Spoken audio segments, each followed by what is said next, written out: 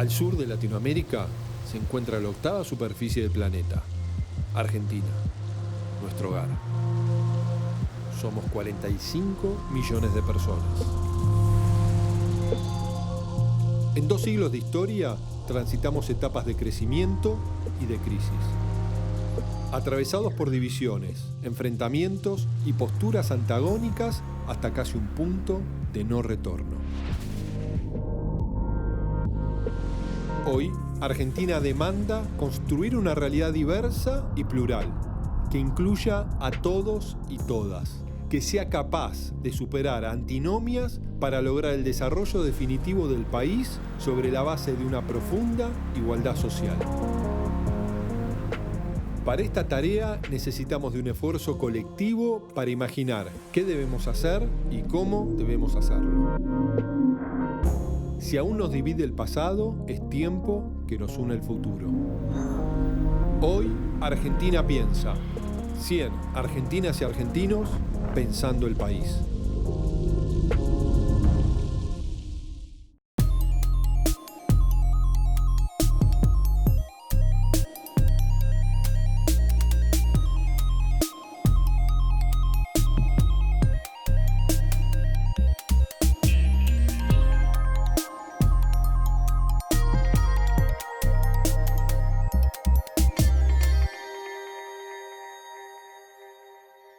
En estos 12 años que vos llevas como diputada nacional, ¿no? ¿Qué has aprendido, en qué te has enriquecido de aquellos que quizás tienen una mirada muy diferente del rol del Estado, ¿no? De la estructuración de políticas públicas? Lo primero que aprendí es a pensar estratégicamente y en función de esos objetivos estratégicos, construir equipos y alianzas para llegar a ese objetivo. Y lo que más me enseñó fue la discusión de legalización de la interrupción voluntaria del embarazo. El poder construir una red con otros sectores que en otras cosas pensamos muy diferente, pero lograr construir un marco de intención para llegar al objetivo que tenemos, eso me parece que es de lo más importante. Ahora, ¿por qué es tan difícil llevar esos consensos profundos para acordar, por ejemplo, qué Estado necesita la Argentina para transitar un proceso de desarrollo y no vivir estos vaivenes? Porque es un tema central, pero que tiene que ver con cómo administrar la riqueza. Entonces, cuando vos tenés sectores económicos en pugna muy violentamente, es lógico que ese péndulo, que debería ser correrse un poquito para acá, un poquito para allá, pero no irse todo para un lado, se corra todo para ese costado. Nosotros tenemos que tratar de construir un sistema político donde estén toda esa diversidad de miradas representadas y que pueda oscilar en un marco razonable de estabilidad. Esa estabilidad del sistema político es lo que todavía no conseguimos. Y porque este gobierno responde, si vos mirás su gabinete, no voy a decir Macri es la dictadura, porque la dictadura es la dictadura. Ahora, si vos ves la composición ideológica del gabinete, es bastante parecida, llena de CEOs, gente que responde más a empresas que a sectores no empresariales y que piensan, por lo tanto, en clave mucho más privada y de acumulación privada que de acumulación para el Estado, para que el Estado pueda responder y tenga espalda de respuesta ante la sociedad.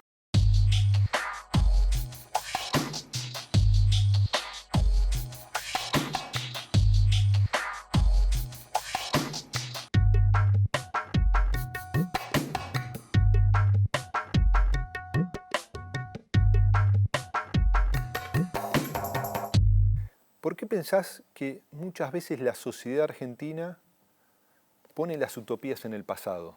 En tu libro, Mitomanías de la Educación, lo decís claramente, ¿no? La sociedad mira la educación del pasado como esa educación que construyó esa supuesta Argentina grande y mira siempre con mucha crítica los distintos momentos del presente, ¿no? Bueno, si uno quiere buscar causas más bien económicas o estructurales, se puede encontrar una causa que es que a partir de 1976 específicamente hubo una maquinaria de destrucción de la economía argentina y de los derechos sociales, y la Argentina entró en una etapa muy trágica, digamos, por lo menos por 25 años, ¿no? Pero me parece que no es solo eso, sino que hay lo que yo llamo, digamos, una mirada decadentista, una idea de que hay una decadencia nacional. Solo que nadie está de acuerdo cuándo fue la época de oro, ¿no? Porque para algunos, y hay muchos historiadores y muchas personas que piensan eso, la época de oro habría sido los primeros años del siglo XX, cuando la Argentina supuestamente era el granero del mundo, cuando era no sé qué número de potencia económica mundial, solo que en esa época creo que nadie se acuerda que no existía el sufragio universal, no se podía votar, no había libertad para los partidos políticos, no había democracia en la Argentina, ¿no? O sea, esa mirada está centrada en idealizar el primer centenario, ¿no? 1910, que era un escenario de proscripción, de mucha exclusión social. Y que fue también un momento de mucha violencia política. Mucha violencia. Entonces, digamos, la idea de que la Argentina maravillosa fue esa es realmente increíble. Entonces, lo que nosotros tratamos de mostrar en varios libros, en distintos trabajos, es que los problemas que tiene hoy la Argentina tienen solución, pero la solución no está en el pasado. Y la reconstrucción de la Argentina, ¿no? Poder plantearse utopías que amplíen los desafíos que hoy tiene nuestro país. Los consensos, ¿qué rol juegan en eso? Si uno se separa, digamos, a mitad del siglo pasado, que a mi juicio es relevante pensarlo desde ahí, vos tenés el peronismo surgiendo y el antiperonismo convirtiéndose, digamos, en la otra opción política. Y lo primero que tendríamos que decir es que de 1945 hasta ahora nunca ninguno de esos dos sectores obtuvo menos del 30 o 40% de los votos.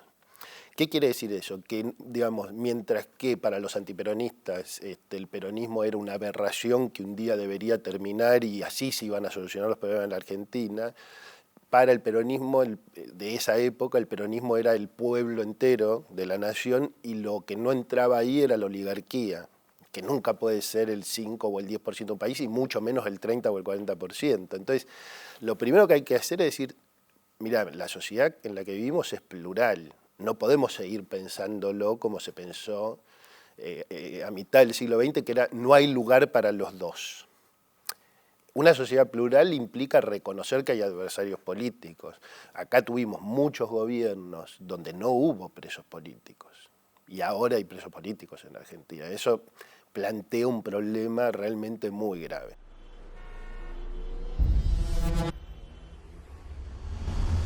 ¿Qué justicia necesita o se merece nuestra democracia para que la justicia sea un factor de distribución de equidad, ¿no? De búsqueda de la verdad y no de el conflicto entre distintos sectores políticos como se vislumbra que ha sido la Argentina en los últimos 30 años? Vamos a hablar de Poder Judicial, porque hablar de justicia es hablar de justicia. Y creo que hoy la mayoría de la sociedad no cree que el Poder Judicial administra justicia. El Poder Judicial es una de las instituciones más cerradas y que menos cambios ha receptado. Tenemos que pensar el juicio por jurados, por lo menos en algunos delitos. La mirada popular puede modificar algunos de los resultados de la justicia. Pensar quién elige a los jueces y cómo los eligen. ¿Quién elige a los fiscales y cómo los eligen? Pero, por ejemplo, el avance del Consejo de la Magistratura a partir de la reforma del 94. ¿Pero quién conoce cómo está integrado el Consejo de la Magistratura? Una de las instituciones más opacas que tenemos. Nadie sabe quién es parte del Consejo de la Magistratura, ni cómo se administran los fondos, ni qué es lo que hace. No, eso confirma que no todo cambio es para bien, ¿no? La institucionalización de un nuevo espacio no sirvió para mejorar la justicia. O tal vez que hay que abrirlo. O tal vez que a esa opacidad que tiene el Consejo de la Magistratura lo que hay que hacer es limpiarla y transparentar qué es lo que está pasando y cómo se eligen quienes están ahí sentados y qué es lo que hacen quienes están ahí sentados y que no esté sentado ahí de por vida y que no sea un acuerdo de cúpulas y que no quede en manos de abogados. Soy abogada. Ahora, lo peor que podemos hacer es dejar la justicia en manos de abogados. Sí, como la economía no se la podemos dejar a los economistas, tampoco le podemos dejar a los abogados la administración de justicia. Exactamente. Y es uno de los espacios que quizás menos ingresó la democracia, y otro que me gustaría tener tu mirada, que creo que no podemos hablar de una democracia plena en nuestro país si no hay una profunda reforma del sistema penitenciario, ¿no? Si no logramos transformar a nuestro sistema penitenciario como un espacio, ¿no?, para una segunda oportunidad y no como un espacio de venganza, que es lo que parece que es la definición que ha tomado la sociedad y una democracia que mira hacia otro lado, ¿no? Porque no ha habido una política activa de ningún gobierno, diría yo.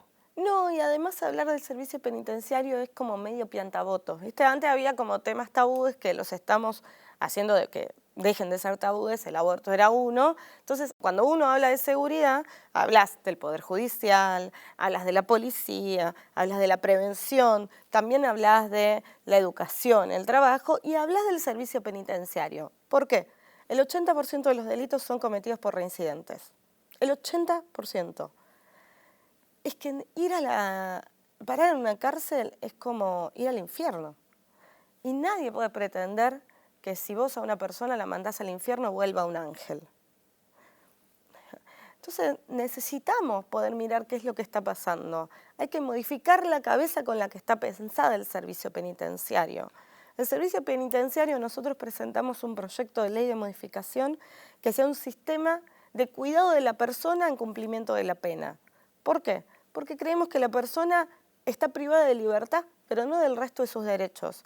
Y que ese lugar donde van personas que han cometido delitos tiene que ser para que puedan volver a la sociedad y que puedan hacer algo con su vida que no sea seguir cometiendo delitos. Hoy no sirve para eso. No, que salgan con mayores herramientas para enfrentar el mundo que vivimos, no como un espacio de castigo. Si no se hace desde la mirada social, de la mirada humanista, hay que hacerlo de la mirada de la conveniencia colectiva, porque hay gente que cae en el delito que tiene que salir con más oportunidades. Termina pasando eso en esa connivencia que existe en el servicio penitenciario, los agentes del servicio penitenciario, los internos, que muchas veces hacen su propia seguridad. O sea, son espacios que son cerrados, las paredes hacen que la sociedad no quiera estar mirando qué es lo que pasa ahí adentro, a nadie le importa demasiado, y si nosotros no vemos eso, vamos a seguir teniendo problemas graves con la seguridad.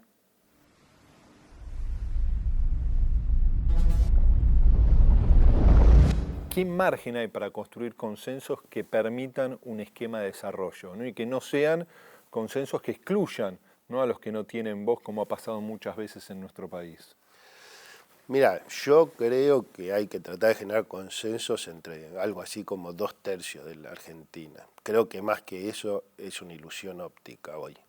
Según los estudios que yo hice con encuestas financiadas por el CONICET, hay un 25-30% de la Argentina, según los casos, que es fuertemente racista, clasista en el sentido de desprecio hacia los trabajadores, misógina, homofóbica, xenófoba hacia los inmigrantes. O sea que hay un problema. Uno podría alegrarse y decir, bueno, es una minoría, perfecto, pero es una minoría muy potente, ¿eh? Pero es una minoría que incluso se nutriría de los beneficios de un país que crece, ¿no? Por supuesto. Digo, por más que quizás no sea central en la discusión de qué país, digo, es parte de nuestra sociedad, ¿no? Y parte también de la transformación cultural pendiente. Exacto. Que permita también, ¿no?, poner un esquema de respeto, mínimamente respeto al otro, al que piensa distinto. Ahora, hay otros países que han logrado resolver la política de profundo conflicto y han podido trazar un esquema de desarrollo, ¿no? Nos podemos ir a los países centrales, que más allá de las diferencias, ¿no?, tuvieron la capacidad de construir un estado de bienestar, un estado que regule la economía, que distribuye oportunidades. Ahora, en nuestro contexto latinoamericano, para nuestros países ha sido difícil hacerlo. No hay plan de desarrollo posible ni consenso posible cuando se ejerce y se ejecuta lo que está sucediendo hoy en la Argentina. O sea, el plan de desarrollo de la Argentina no puede ser un plan de destrucción de toda su industria, no puede ser un plan de generar desempleo masivo. No ¿Y puede por qué ser ocurre eso en la Argentina? Digo, ¿hay un plan maquiavélico o hay una mirada equivocada de la realidad? Creo que digamos, desde aquellos que pensamos que tiene que haber un desarrollo nacional con inclusión, y que no es lo que está sucediendo ahora, tenemos que cambiar la manera en la cual tendemos a dividir la sociedad. Es decir, porque la construcción de una fuerza popular como si fuera una totalidad, sin reconocer la existencia de ese otro, sin reconocer que ese otro puede ganar elecciones si vos haces ciertas cosas equivocadamente, si vos no asumís ciertas demandas de la sociedad, por ejemplo, en términos de seguridad. Por ejemplo, creer que las demandas de seguridad de la sociedad son de derecha es un grave error político que se ha cometido. Y que tiende a dividir mal a la sociedad, ¿no? Porque entonces lo único que aparece como solución para esa demanda es el punitivismo que todos consideramos que viola los derechos humanos, obviamente. No, y que no resuelve el problema de fondo. Y además. no resuelve en absoluto el problema de fondo. Lo mismo pasa con el tema corrupción, digamos. La lucha contra la corrupción es una bandera en el mundo de las fuerzas progresistas. ¿Por qué? Porque la lógica del capitalismo financiero y de las patrias contratistas en el mundo es una lógica de corrupción. Entonces, cuando las fuerzas neoliberales se apropian de la bandera de lucha contra la corrupción, no solamente es cinismo de parte de ellos, que obviamente que lo es, sino que también implica errores políticos del otro lado, ¿no? ¿Hay posibilidades de un resurgir de estas expresiones progresistas, de cambio, populares en América Latina? Bueno, la primera pregunta en algunos casos es si va a haber reglas electorales claras y transparentes, porque tenemos a Lula proscripto en el principal país de América Latina, ¿no? Y eso, como los argentinos ya lo vivimos, porque acá lo peor que le pasó a este país fue la proscripción de Perón y del peronismo por 18 años, porque eso es la antesala del 76, ¿no? El 76 no surge de la nada. La antesala del 76 son 18 años de proscripción. Entonces, cuando yo lo veo a Lula preso, y cuando yo veo que cada presidente que abandona su cargo va preso, digamos, porque Correa no puede volver a su país, estamos todos locos. Si Evo pierde, también lo van a meter preso. A Cristina no la meten presa por una casualidad prácticamente. O sea, ¿qué es esto?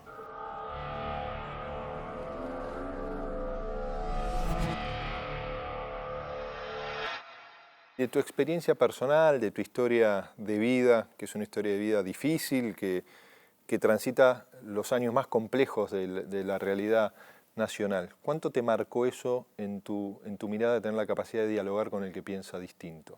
Un montón. Un montón. Mira, yo decidí, cuando me dieron el resultado del ADN, que fue en el 2004, y supe de quién era hija, me enojé mucho con mi apropiador. Y después a los días decidí desenojarme porque me habían criado con amor y bueno. Y decidí que estaba la sociedad para juzgar, la justicia para condenar y que no era mi rol y no me hacía bien hacerlo. Y desde ahí siempre lo visité y siempre fui. Y una vez me di cuenta, entrando al penal de Saiza, entrando al pabellón donde estaban los detenidos por delitos de lesa humanidad, que el que estaba en la puerta era Luis Abelardo Patti, un reconocido represor. Me dijo buen día, le dije buen día, y seguí caminando. Dije, si yo le puedo decir buen día a este hombre, puedo hablar con cualquiera. Yo puedo hablar con cualquiera, puedo entender determinadas situaciones. Eso no hace que no tenga mis miradas y tal vez mis prejuicios, pero sí que en una sociedad democrática, mientras la justicia funcione y mientras las reglas sean claras, tenemos que poder escucharnos. Y en esta Argentina, ¿no?, que muchas veces, y a lo largo de la historia, se habla que nuestra democracia no tiene la capacidad de construir los consensos, pero muchas veces Argentina construyó consensos que excluía a los invisibilizados de siempre, ¿no? A los sectores populares, al sector trabajador. Digo, en esos consensos que se pueden construir, ¿cuál debería ser el rol de los movimientos sociales, de la organización de trabajadores? Es central, porque son el motor del cambio. El motor del cambio en una sociedad son siempre los extremos de ajuste. Los jóvenes, los trabajadores, formales e informales. Ese es el motor de cambio. Y también desde la política hay que aprender a tener un diálogo con esos movimientos diferentes. Yo la comparo con un ascensor. Ponele que vos querés ir del piso de planta baja al piso número 10. Y ese es el avance, esa es la medida de avance. Si vos llegás al 5.º y el ascensor se para, no queda ahí. O va para arriba o para abajo, pero ahí no queda. Y para ir para arriba necesitas un motor. Esos son los trabajadores, esos son los jóvenes, esos somos las mujeres. Los factores de avance que somos los que peleamos por tener más derechos. ¿Y cuán distinto sería nuestra sociedad si existiese una real paridad en la toma de decisiones? Bueno, sería bastante distinta, sería equitativa. Yo siempre cuento una anécdota, pero porque me parece muy representativa de eso. Hace un tiempo fui a Costa Rica y ahí me encontré con una de las directoras de la NASA, que es la encargada de la misión humana en Marte. Yo tenía que dar una charla y me puse a leer economía, y los economistas dicen que esa equidad de la que vos hablás, que esa brecha salarial entre hombres y mujeres, al ritmo que la vamos cerrando desde principios del siglo pasado al año de hoy, los hombres y mujeres en el año 2080 vamos a estar en condiciones de decir que vivimos en equidad. En el 2030 vamos a estar en Marte. Si no hacemos algo para resolver eso, vamos a llegar antes a Marte que a un mundo igualitario. Entonces, evidentemente la sociedad va a ser diferente. ¿Va a ser mejor? Sí, va a ser mejor. ¿En qué sentido? No lo sé, pero lo quiero vivir, por eso quiero apurarlo.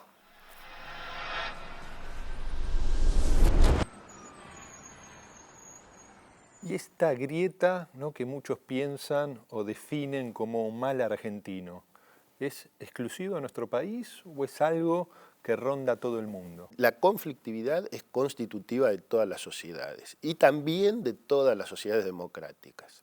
Ahora, en el caso argentino, la grieta tiene o la conflictividad o la identidad del otro político tiene una particularidad, que es, vos venís de una matriz muy potente, que es la matriz argentina de civilización y barbarie, y esa matriz coloca al peronismo en la barbarie. Entonces eso plantea un problema enorme, que es que la matriz hegemónica de la historia argentina necesitó construir al otro político como algo que no tenía lugar en la vida democrática o en la vida nacional. Y eso generó algo muy dañino para la Argentina y también para esas fuerzas populares. Vamos a decir así, si lo que plantea la visión hegemónica es civilización o barbarie, lo que pueden plantear las fuerzas populares podría ser, hay lugar para los dos. O sea, vos ahí tenés que decidir qué es, si vos vas a plantear lo mismo que ellos, pero invertido, es decir, no, hay lugar para mí, pero para ustedes no, váyanse con la embajada, o si vos decís, no, vivimos en una sociedad plural donde nosotros podemos ser mayoría. ¿Por qué? Porque tenemos un proyecto que abarca al 70-80% del país y ustedes van a ser minoría. ¿Y quién da el primer paso para esa discusión? El punto ahí es, las fuerzas populares tienen que dar el primer paso y al mismo tiempo tienen que saber que es relacional, porque la política claramente de Cambiemos, y esto está exagerado hasta el ridículo en estos meses de campaña electoral, es acicatear la grieta todo lo que da, porque es la última chance que les queda para ver si ganan una elección. Ahora, vos y yo no estamos hablando de una elección, estamos hablando de cómo se construye un país. Si la patria es el otro es el subalterno, el desocupado, el que no tiene trabajo, la mujer que fue golpeada, la mujer que no accede a sus derechos, y así sucesivamente, y también es el otro político y el liberal económico. Por supuesto, tienen el proyecto inverso, no tienen un proyecto de una patria soberana, pero la disputa hay que darla, y hay que darla de la mejor manera, porque si no, mirá el riesgo que estamos corriendo. Si no hay alguien, o un grupo, un colectivo, una fuerza política potente que dé ese primer paso, no veo que podamos tener el futuro que esta sociedad se merece, ¿no?